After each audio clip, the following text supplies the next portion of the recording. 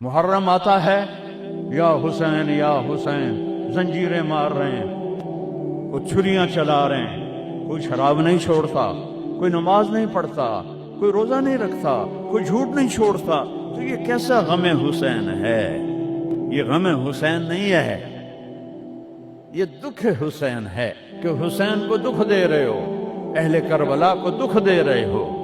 اس کو محبت نہیں کہتے، یہ جہالت ہے، یہ جہالت ہے، یہ شرمندگی ہے، یہ میرے پاس الفاظ کوئی نہیں جو میرے اندر سے نکل رہے ہیں، لیکن میں زبان بند کر رہا ہوں، میں ممبر پہ بیٹھا ہوں۔ اس لیے محرم آتا ہے کہ حسین کو اس طرح پیٹو، اور نہ شراب چھوڑو، نہ سود چھوڑو، نہ جوا چھوڑو، نہ جھوٹ چھوڑو، نہ زنا چھوڑو، میلاد النبی مناؤ، نہ حرام چھوڑو، نہ رشوت چھوڑو، نہ زنا چھوڑو، نہ سود چھوڑو، نہ جوا چھوڑو۔ اس کا نام میلاد ہے۔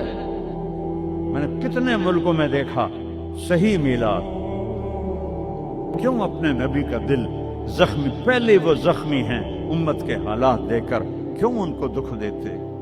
جنوری کا سال نیا آتا ہے تو لوگ شرابیں پیتے ہیں، زنا کرتے ہیں، ناچ گانا، کیا غیر مسلم کیا مسلمان نسل سب اس کام میں لگے ہوتے ہیں۔ ہمارا آتا ہے محرم، 27 ذوالحج کو حضرت عمر کو خنجر لگا، اس نے ابو لولو نے، اور 29 کو آپ کا انتقال ہوا اور آپ دنیا سے تشریف لے گئے۔ تو محرم سے ایک دن پہلے حضرت عمر جیسی شہادت ہوئی ہے۔ ایک کافر نے کہا تھا، برٹن رسل نے، کہ اگر ایک عمر اور ہوتا تو پوری دنیا میں اسلام پھیل جاتا، جن کے لیے کافروں نے گواہی دی۔ اور آگے پھر محرم میں حسینی قافلے کی شہادت ہے۔ قیامت تک امت روتی رہے گی اور یاد کرتی رہے گی۔ لیکن بھائیو، اب ہمارے ہاں نا یہ رسم و رواج بن گیا ہے۔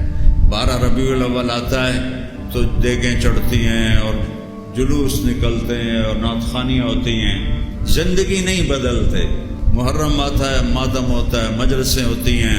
اصل تو ہے کہ ان کی زندگی اپنانا، نہ کہ مجلسیں قائم کرنا اور کانفرنسیں قائم کرنا، اور زندگی 1 سینٹی میٹر بھی ادھر سے ادھر نہ ہو تو ان کے کرنے کا کیا فائدہ؟ نہ جھوٹ چھوٹا، نہ سود چھوٹا، نہ بدکاری چھوٹی، نہ گالیاں چھوٹی، نہ توبہ کی، تو کیا فائدہ ہوا اس کا؟ اس لیے بھائیو، نیا سال شروع ہو رہا ہے، تو ہم اس نئے سال سے اپنی زندگی کو ابتدا کریں توبہ کے ساتھ۔ تو میں آپ سب سے کہتا ہوں کہ ہم اجتماعی توبہ کریں، تو آپ تیار ہیں؟ تو میرے ساتھ کہو، یا اللہ میری توبہ، پھر کہو یا اللہ میری توبہ، پھر کہو یا اللہ میری توبہ۔